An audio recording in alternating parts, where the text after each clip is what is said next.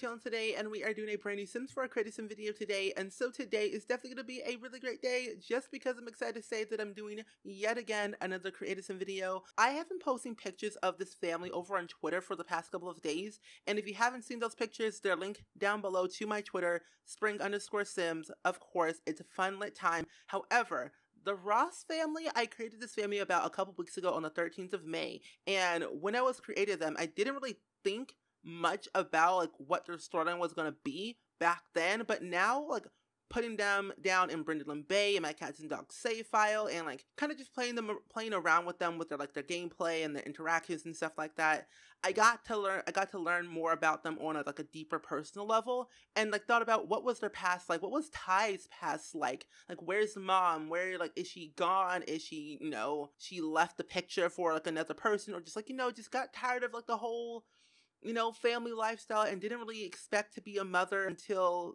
things happened. So I sat down, wrote down some stuff, thought some ideas out, and it just came to me that putting the Ross family, Ty, Hannah, and Ivan, in my cats and dogs save file, which if you do not know that LP, I've done a lot of parts about it, with Nina Larson, Darius Larson, or Darius Grove, and Nina Larson, and then their little daughter, Nevaeh Larson. So they all live in Willow Creek right now, and they're going to get married soon and move away and stuff like that. And I felt that in a way where Ty kind of knew Darius in a way, because Darius was a little bit older than Nina, and well, not a little bit older, by 1 year older. But during that time of them being in high school, Darius met Ty while they were on the football team together, and that's how they kind of got connected. That's how Nina knows Ty, and Ty knows Nina, and all four of them together, with Ty's girlfriend, Samantha. Samantha Johnson was her name, and they kind of got together, they hung out a bunch, and they were kind of, the squad, basically. And when you're in the squad of these four, the fun basically never ends. And during all that time, it was in that point of time where Nina got pregnant, and she told Darius the news, and they kind of sat down and talked about it, and they told their best friends, both Samantha and Ty, and they were okay with it. Nina kind of was I'm gonna just take a step back from the partying and the lifestyle, everything, and I just focus more on myself and my health and the baby, and focus more on my career after high school. And little did I know, literally when Nina was in her second trimester, that's when Samantha became pregnant, and I was a whole lot of things were happening in that timeline. And so Ty was you know what? I'm already graduated from high school. You're also a senior right now. Let's get married. So Ty proposed to Samantha, and they both got married literally in the next next couple of months, because they just want to get married and go on with it. And so she was Samantha Ross at the time when they got married. They had Hannah, which is their little girl.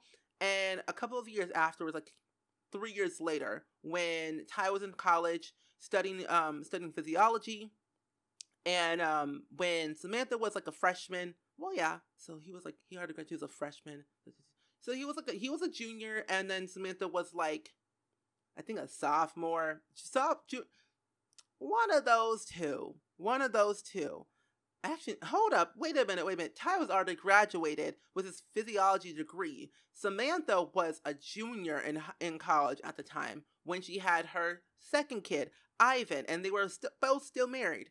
And once Samantha actually graduated college, she started to get a little bit dizzy, a little bit lightheaded, and during the birthing part of giving birth to Ivan, she had some complications where the doctor told Ty that she wasn't going to make the end result of the childbirth, so she passed away from childbirth, which is not a very fun thing, and I wouldn't know at all about it, but it's a very touchy subject to talk about, and I know that for a fact. So whenever I come up with storylines for my Sims, I try my best to add real life scenarios to my gameplay to give them a realistic feel, personality, and make them they're actual human beings with feelings and personalities without making them clay and boring and bland. So that's the only reason why I'm kind of saying that Samantha died from childbirth when having Ivan, and Ivan didn't really get to know his mother at all. and like he only has like pictures of her laying around the house. And since they're going to be living in Brindleton Bay, I'm going to be placing down some pictures of Samantha and Ty, and kind of like the whole family with like birthing pictures and like, you know, pregnancy photos all around the house, to like to show Ivan, this was your mother, this is what she looked like, this is like kind of what she sounded like, because they took some sound recordings of her back in the day, like in high school and like a little bit of college, and also like during when Hannah was like still alive, like when Hannah was like a toddler during that point of time. So speaking of that, I feel like with Ty, he didn't really feel like he was like doing his best when taking care of his kids at a certain age where he is at now. And whenever Samantha actually passed away, he couldn't deal with that. Like, he literally could not deal with it. He had to rely on his parents a lot with, like, taking care of the kids while he was going to work and, like, dealing with, you know, depression and sadness and, like, all these different things that were going 50 miles per minute in his brain that he just could not keep up. So when his parents, like, agreed to take care of the kids for a while, he took some time to himself to like just reevaluate what he really wanted to do with his life for his kids, and like kind of for the rest of his life after his kids graduate from like high school and college and so on and so forth. So after a year later, his parents were like, okay, we're gonna sit you down, talk about some stuff. And they kind of helped him get an apartment in San Myshuno during the time when he was going through all that stuff.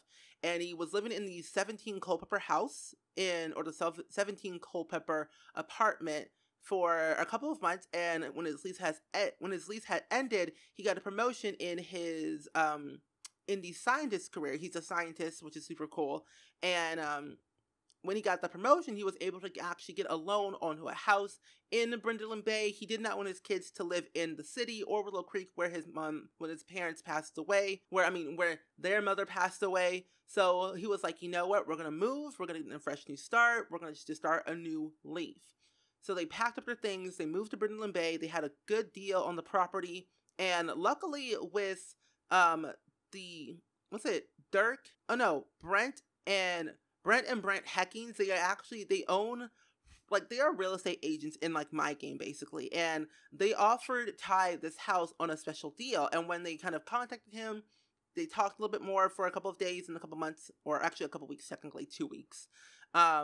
They were able to sit down on a price. He put down a down payment. They got the deal. They accepted it.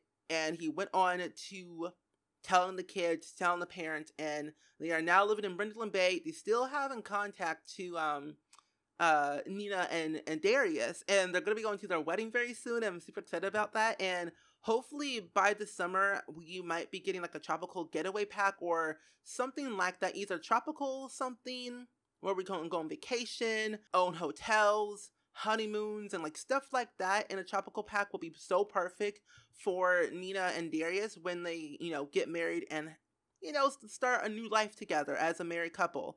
And if it's not that, and it's university, I'm down for that, because Nina also has the option of going to college and studying like whatever she wants to do, which is basically art design or graphic design, however you want to call it. She wants to study that. And if it's not that, she can just do the freelancer artist career and kind of work on videos on the side and kind of get, you know, some income that way and pursue that dream without getting a college education. But we're just going to say she has one if it's not university when we see up a couple years into the future. So as of right now, like I said, these three, the Ross family, live in Brindleton Bay. Hannah is a social butterfly. She's also cheerful. And to be honest though, with Ty, even though he has like the freelance botanist aspiration, he's a vegetarian, he's a morning sim, but he's also loves the outdoors, and he works in the scientist career. He's more of like a plant-based scientist where he studies the plants, the elements, the environment, basically how he kind of knows these different things to protect the earth. And even though at the very end of like that career you have to go to SpringSim or you get invited to SpringSim, he's basically going to be studying the plants off of SpringSim and how they can like really enhance and protect the earth. So he's doing all this for a reason, and that's why he's kind of in that career. And even though he didn't really have Samantha by his side. He knows deep down in his heart that, you know, she's looking to him and his kids from up above, and he believes that, and he really just believes that, you know, everything's going to be okay if he has his friends, his family, and his colleagues by his side. He's saying, you know what, Ty, you're a great person, you're doing great by your kids, and I can't wait for you to succeed in your everyday life. But that being said, I think that's where I'm going to wrap up this voiceover right here. I really hope you guys much enjoyed it. Let me know down in the comments below, as always, of what do you think of the Ross family's, you know, storyline that I gave them. Do you think it's too much, too little, or is it like just the right amount of, you know, storytelling that gives you the vibe of who they really are, what their past was like, and what their future is going to be?